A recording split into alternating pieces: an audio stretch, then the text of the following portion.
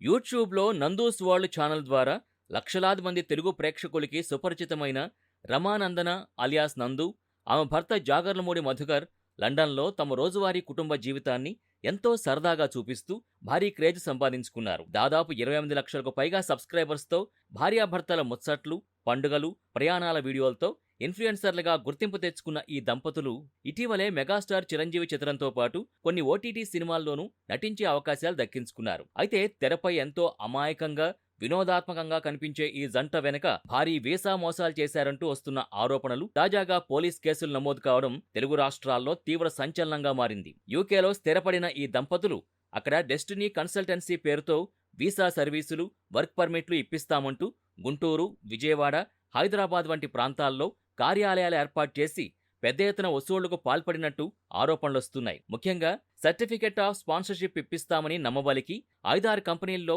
తన భర్త కన్సల్టెంట్ అని చెబుతూ నందన స్వయంగా రంగంలోకి దిగి ఒక్కొక్కరి నుంచి 20 లక్షల వరకు వసూలు చేసినట్టు తెలుస్తోంది. ఈ క్రమంలో సుమారు 50 మందికి పైగా విద్యార్థులు, ఉద్యోగార్థులు వీరి చేతిలో మోసపోయినట్టు వార్తలొస్తుండగా ఈ వ్యవహారం మొత్తం కోట్లాది రూపాయల స్కామ్ గా మారుతోంది. ఈ మోసానికి సంబంధించి ఆంధ్రప్రదేశ్లోని ఎన్టీఆర్ జిల్లా ఇబ్రహీంపట్నం పోలీస్ స్టేషన్లో తొలిసారిగా అధికారిక కేసు నమోదైంది. యూకేలో నివసిస్తున్న సమయంలో తన వీసా గడువు ముగియడంతో దాన్ని రెన్యువల్ చేయించుకోవడానికి మామిళ్లపల్లి శివక్రాంతి కుమార్ అనే బాధితుడు ఈ కన్సల్టెన్సీని సంప్రదించాడు. ఇండియా బ్రాంచ్లో డబ్బులు చెల్లిస్తే పనులన్నీ పూర్తి చేస్తామని నిందితులు నమ్మించడంతో ఆయన విడతల వారీగా సుమారు 15 లక్షలు చెల్లించాడు. అయితే నెలలు గడుస్తున్నా వీసా రాకపోవడమే కాకుండా ఇచ్చిన డబ్బుల గురించి నిలదీసినా వారి నుంచి ఎలాంటి స్పందన లేకపోవడంతో మోసపోయామని గ్రహించిన బాధితుడు పోలీసులను ఆశ్రయించాడు. బాధితుడి ఫిర్యాదు మేరకు ఇబ్రహీంపట్నం పోలీసులు destiny consultancy director Jagarlamudi Madhukar, ఆయన భార్య రమానందన్తో పాటు గుంటూరులో ఉంటున్న మధుకర్ తండ్రిపై కూడా క్రైమ్ నంబర్ 515/2025 కింద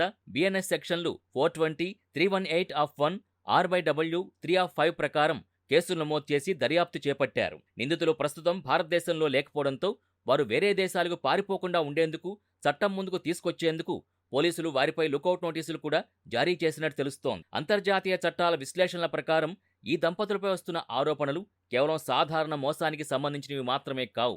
వీసాల పేరుతో వసూలు చేసిన భారీ మొత్తాల్ని కంపెనీ ఖాతాలోకి కాకుండా పన్ను ఎగవేత కోసం మధుకర్ వ్యక్తిగత ఖాతాల్లోకి, అలాగే ఇండియాలో ఉన్న ఆయన తల్లిదండ్రుల ఖాతాల్లోకి మళ్లించినట్టు ఆరోపణలున్నాయి. ఇది యూకే చట్టాల ప్రకారం మనీ లాండరింగ్, ఇమ్మిగ్రేషన్ ఫ్రాడ్ పరిధిలోకి వస్తుంది. అంతేకాకుండా షెఫ్ వంటి ఉద్యోగాల కోసం వారానికి 40 గంటల పని కల్పిస్తామని నమ్మించి తీరా అక్కడికి వెళ్ళాక కేవలం 5 గంటల పని మాత్రమే ఇస్తూ తక్కువ జీతాలు చెల్లించారనే ఆరోపణలు కూడా ఉన్నాయి. ఇవి తీవ్రమైన మానవ హక్కుల ఉల్లంఘన, బానిసత్వం కిందకొస్తాయని నిపుణులు చెప్తున్నారు. మరోవైపు తెలుగు మీడియా ఛానల్స్లో బాధితుడు, రమానందన భర్త మధ్య జరిగిన సంభాషణగా చెబుతున్న ఆడియో టేప్ ఒకటి ప్రత్యక్షమైంది. ఇందులో ఆయన బాధితుల్ని డబ్బులు డిమాండ్ చేసినట్టు స్పష్టంగా ఉంది. ఎంత ఖర్చవుతుంది, ఏ అకౌంట్లో వేయాలి అనే అంశాల్ని కూడా ఆయన ఫోన్ కాల్లో స్పష్టంగా చెప్పాడు. అయితే ఈ ఆడియో టేపు ఇంకా నిర్ధారణ కాలేదు. మరోవైపు ఈ వివాదంపై రమానందన స్పందిస్తూ తనపై వస్తున్న ఆరోపణలన్నింటినీ పూర్తిగా ఖండించారు. లండన్లో తప్పుడు పనులు చేసి ఉద్యోగాలు కోల్పోయిన కొంతమంది వ్యక్తులే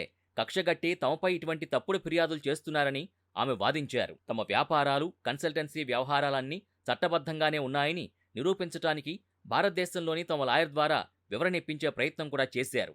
యూట్యూబ్ స్టార్గా ఎంతోమంది అభిమానాన్ని సంపాదించుకున్న నందన ఫ్యామిలీ చుట్టూ ఇంతటి అంతర్జాతీయ వీసా స్కామ్ వివాదం ముసురుకోవడం ఆమె ఫాలోవర్స్ని తీవ్ర దిగ్భ్రాంతికి గురిచేయగా పోలీసుల పూర్తిస్థాయి దర్యాప్తులోనే అసలు నిజానిజాలు తేలాల్సి ఉంది.